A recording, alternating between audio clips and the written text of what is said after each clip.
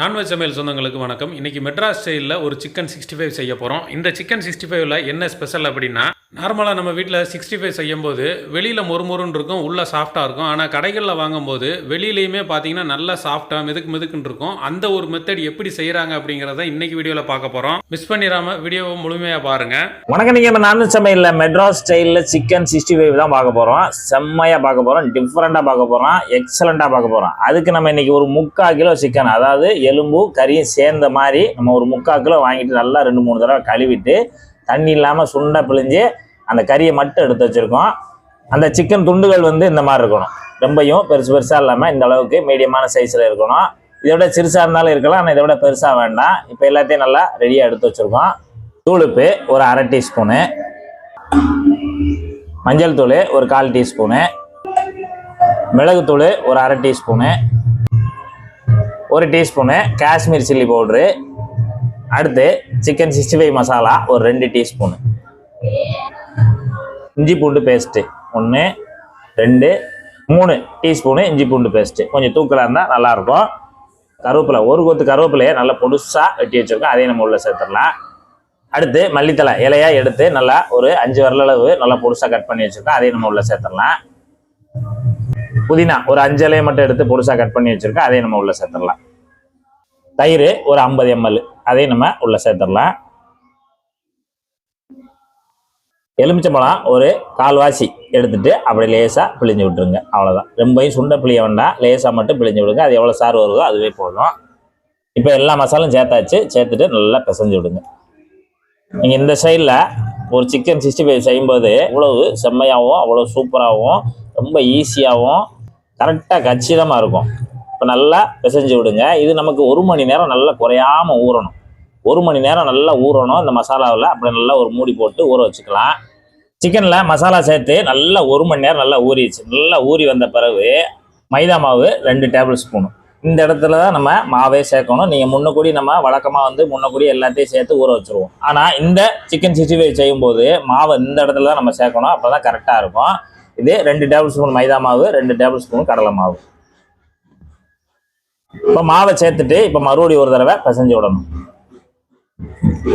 தண்ணி எதுவும் நம்ம சேர்க்க தேவையில்லை, ஏற்கனவே நமக்கு அந்த சிக்கன் நல்லா ஊறி நல்லா லேசாக தண்ணி கசைஞ்சு தான் இருக்குது. இப்போ மாவை போட்டுட்டு நல்லா பிசைஞ்சு விடுங்க.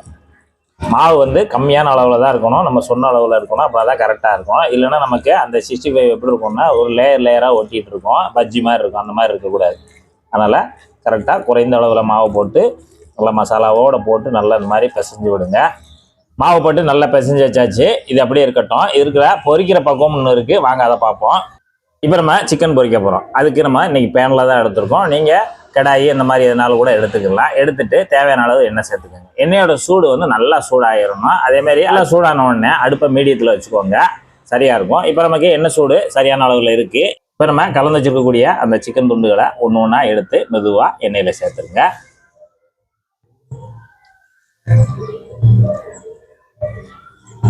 இப்போ கடைகளில் பொரிக்கிற மாதிரி நம்ம டபுள் பாயில் மெத்தட் தான் நம்ம இன்றைக்கி பொரிக்க போகிறோம். நீங்கள் பார்த்துக்கிட்டே வாங்க, உங்களுக்கு சூப்பராக புரியும். இப்போ நம்ம எண்ணெயோட சூடுக்கு தகுந்தாப்பில், எண்ணெயோட அளவுக்கு தகுந்தாப்பில் நம்ம இந்த துண்டுகள் எல்லாத்தையுமே எண்ணெயில் சேர்த்துக்கலாம். எண்ணெயில் சேர்த்துட்டு ஒரு 1 நிமிஷம் கழித்து நம்ம ஒரு ஜல்லிக்கரண்டியை வச்சு லேசாக பரட்டி விட்டுக்கலாம். நல்லா ஒன்று போல் சிக்கன் வெந்து வரட்டும். இப்போ எண்ணெயில் சேர்த்து 3 நிமிஷம் ஆச்சு. 3 நிமிஷம் நல்லா மசாலா உதிராமல் நமக்கு ரெடியாகி வந்துருச்சு. இந்த அளவுக்கு ரெடியான உடனே இப்போ எடுத்துக்கலாம். நம்ம எடுத்துட்டு இந்த எண்ணெய் வடிகட்டியில் நம்ம தனியாக வச்சிடலாம்.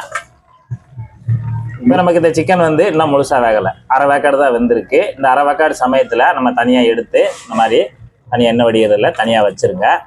ரவுண்டு நம்ம பொரிச்சு வெளியே எடுத்து வச்சுருக்கோம். அடுத்த ரவுண்டு அதே மாதிரி எண்ணெயோட சூடை நல்லா மெயின்டைன் பண்ணிவிட்டு 2வது ரவுண்டு நம்ம இந்த சிக்கன் துண்டுகளை எடுத்து உள்ளே சேர்த்துடலாம்.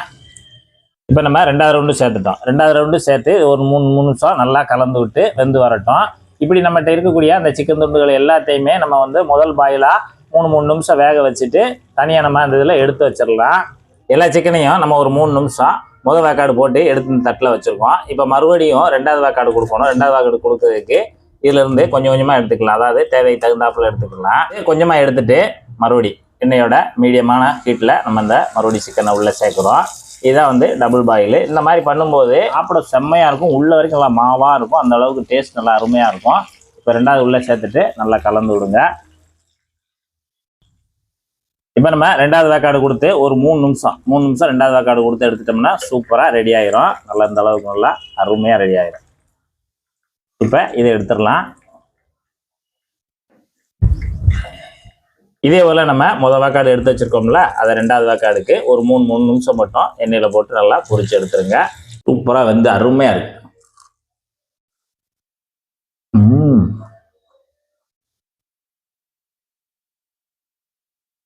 சிக்கன் நல்லா வெந்து மாவா இருக்கு. சக்கையா இருக்கிற அந்த வேலையே கிடையாது. நல்லா ஊறி மசாலாவில் சும்மா சூப்பராக இருக்கு.